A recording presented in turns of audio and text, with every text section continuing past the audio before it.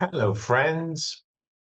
I'm recording this short little video inspired by this magazine, which arrived in the post today. Yes, there's still physical post going on. And that's a magazine sent by Exeter University to all its alumni, including yours truly.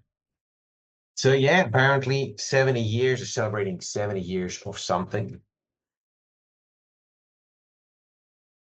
Start of the university. I did my master's there back in 1995 and 1996. It was a master's in psychological research methods, and I was going from a mainly business background, but the BBA was my first degree with maths. And I was going into psychological research methods. Program was run by Professor Paul Kline, who later became the head of the SOAS. It's right next door to us here. And he also examined my PhD in 2001, and then he passed on very young. Very fortunately, he was a great guy.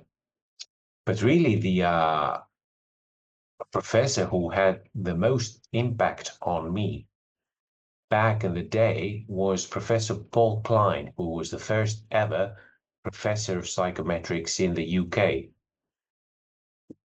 And the first ever professor of psychometrics at UCL, which is where psychometrics started. Francis Galton, prior to any department actually, but later on with Charles Spearman was here, and in collaboration with Carl Pearson in the Department of Statistics, they started the whole Sir Cyril Bird afterwards, Hans Zeising as well. They all had input here. But the psychometrics started at UCL. I'm the first ever professor of psychometrics here.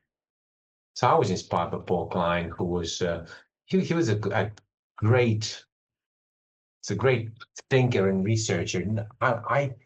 I liked him as a teacher as well, but he had no time for fools. I'll tell you that. I mean, if you didn't grasp what he was teaching factor analysis, like that, like 6 months or a whole term of factor analysis, and most of the students were like completely lost. I mean, I had a mathematical background, but still, it's not the same. And some of the other students didn't have any mathematics or statistics, completely lost. But he didn't have any time for fools. You know, you either grasped it or you didn't, and then but you had to find some way out of it.